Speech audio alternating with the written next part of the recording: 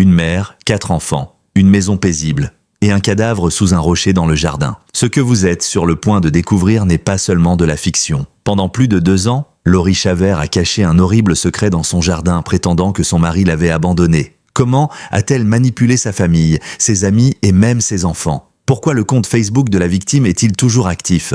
Et que s'est-il réellement passé dans la maison de Floride?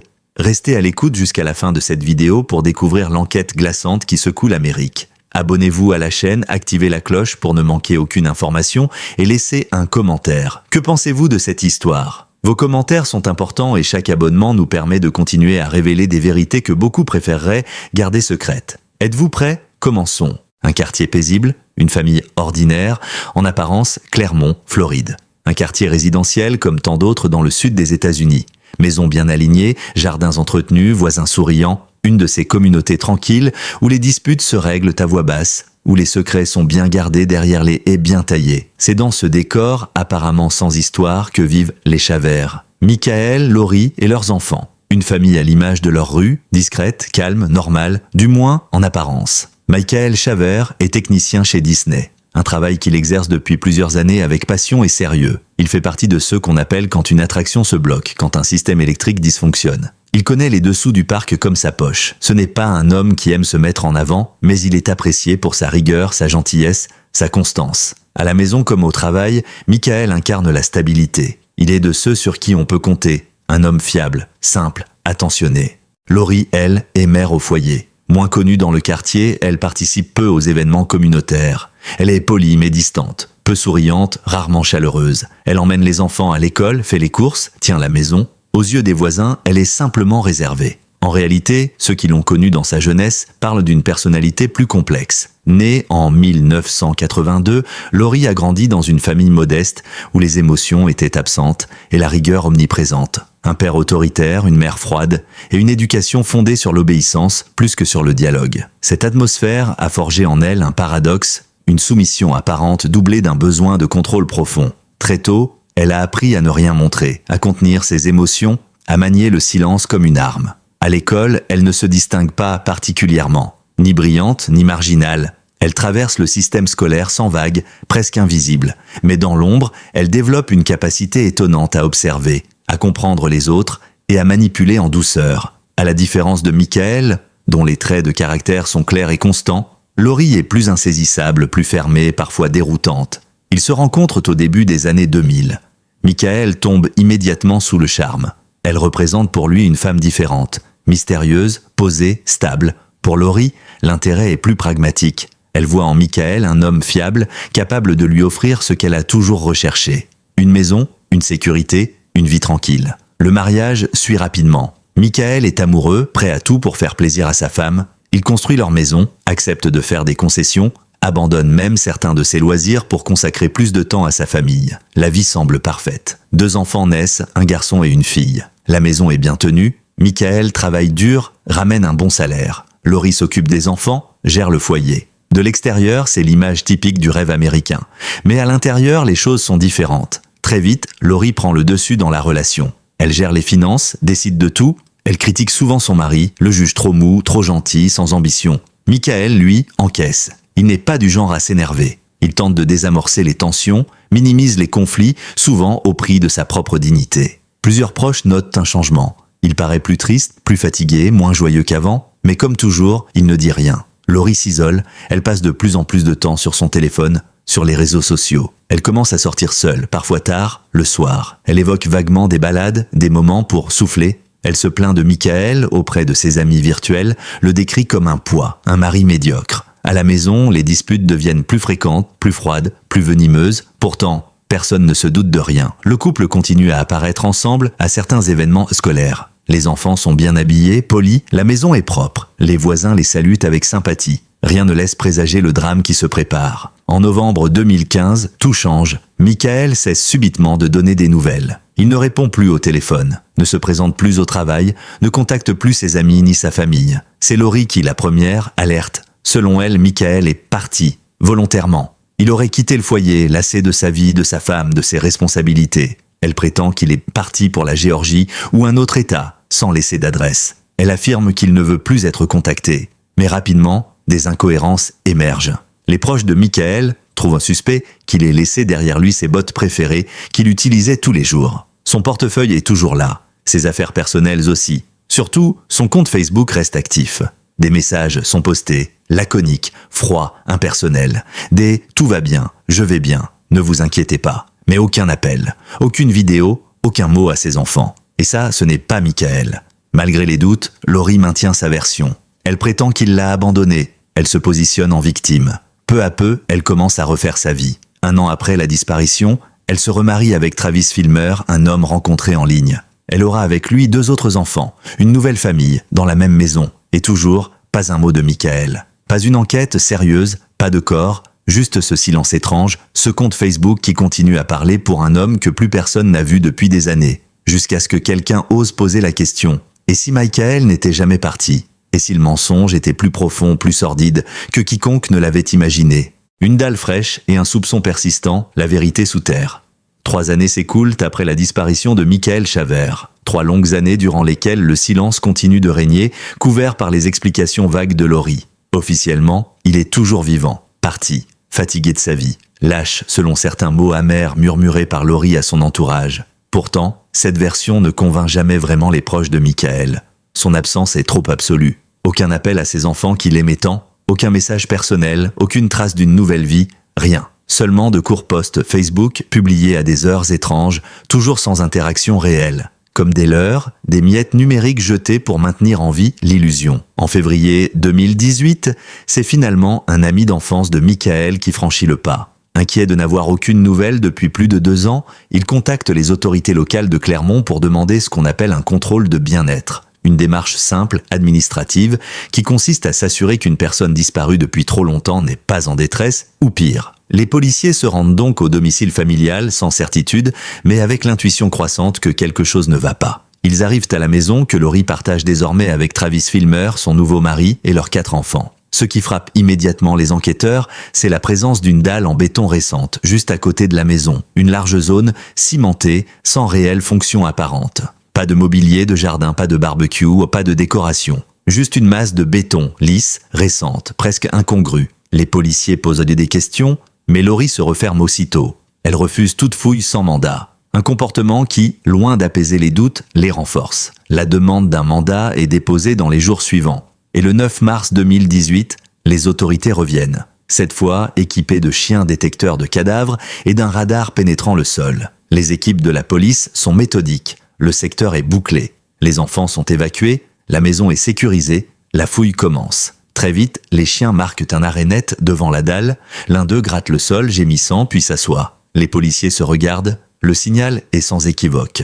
Les premières pelles frappent le béton, le travail est long, précis, il ne s'agit pas de détruire, mais de révéler. Et ce qu'ils trouvent en dessous glace le sang. Un corps, enveloppé dans un drap housse, recouvert d'une bâche plastique, solidement ligotée avec des sangles. Le corps est en état avancé de décomposition, mais les premières analyses ne laissent aucun doute. Il s'agit bien de Michael Chavert, disparu depuis novembre 2015. Il n'avait jamais quitté la maison. Il avait été enterré là, sous le béton, dans sa propre cour, pendant que Laurie, Travis et les enfants vivaient leur vie à quelques mètres de lui. Le choc est total. Les enquêteurs, malgré leur expérience, peinent à croire à ce qu'ils voient. Les voisins sont stupéfaits. Certains pleurent, d'autres restent figés, la bouche entrouverte, incapables d'assimiler l'horreur de la situation. Depuis plus de 2 ans, cette maison tranquille abritait un tombeau dissimulé à la vue de tous. L'enquête reprend à zéro.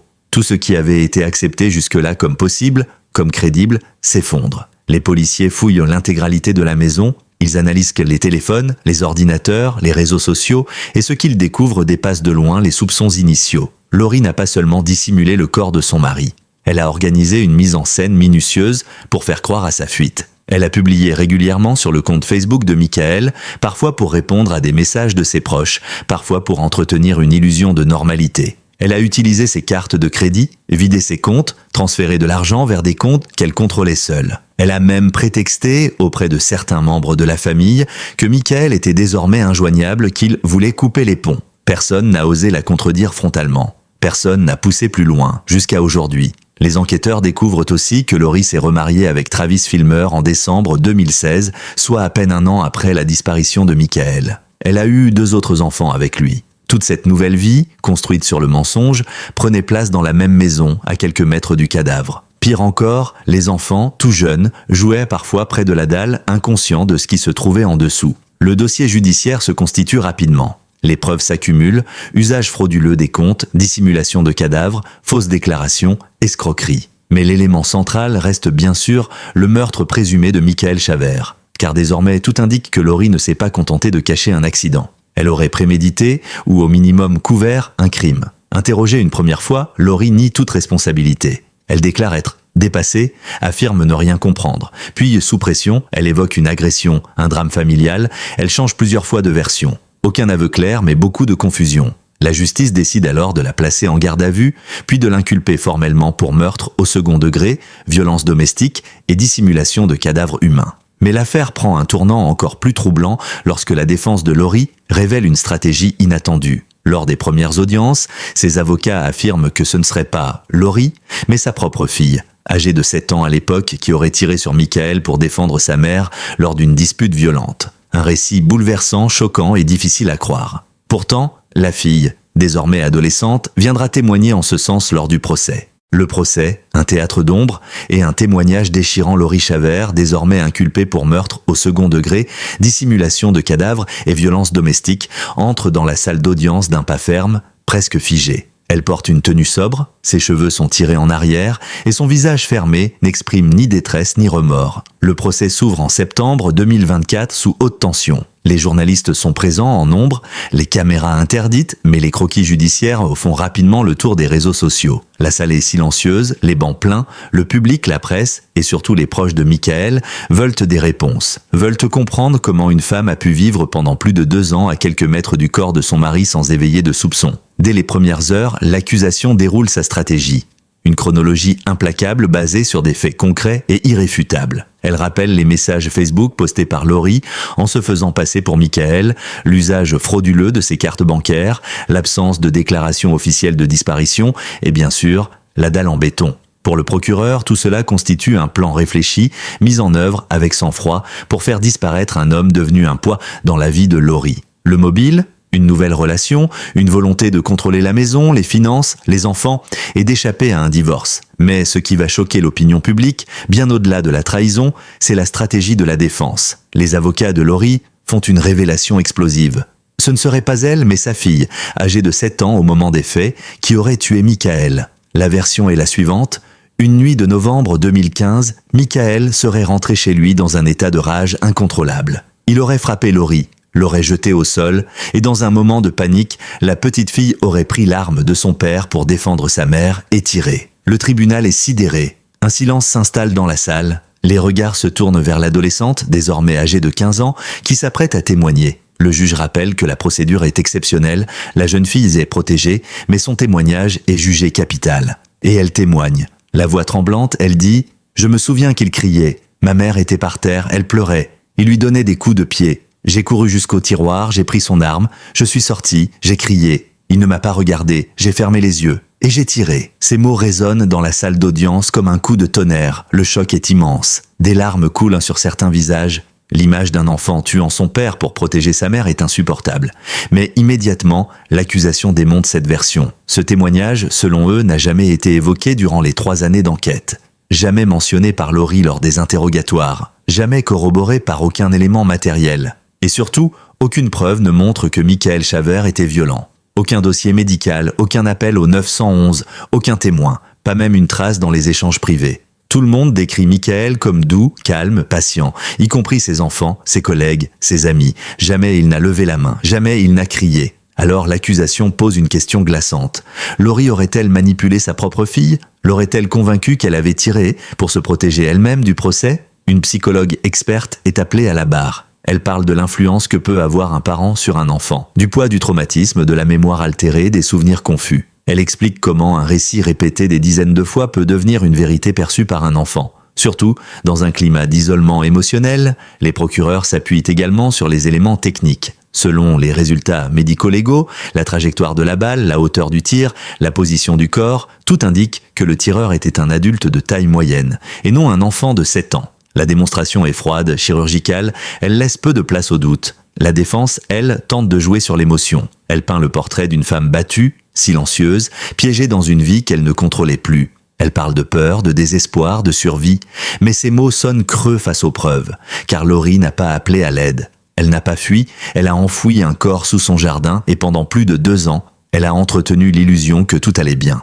La tension monte à son comble lors des plaidoiries au final. Le procureur regarde les jurés et déclare « Ce n'est pas un accident, ce n'est pas un coup de folie, c'est une décision, un choix réfléchi, exécuté froidement, puis dissimulé derrière des mensonges. Elle a trahi Michael. Elle a trahi ses enfants et aujourd'hui, elle tente de faire porter ce crime à l'un d'eux. » Le jury part délibéré. 4 heures plus tard, le verdict tombe. Coupable. Laurie Chavert est reconnue coupable de meurtre au second degré avec usage d'une arme à feu, de dissimulation de cadavre et d'escroquerie. La sentence est lourde, réclusion à perpétuité sans possibilité de libération conditionnelle. Dans la salle, la famille de Michael s'effondre en larmes. Son frère Brian déclare à la presse « Elle n'a pas seulement tué mon frère, elle a détruit nos vies et elle a empoisonné ses propres enfants avec ses mensonges. » Laurie est conduite en prison sous escorte, sans un mot, sans une larme.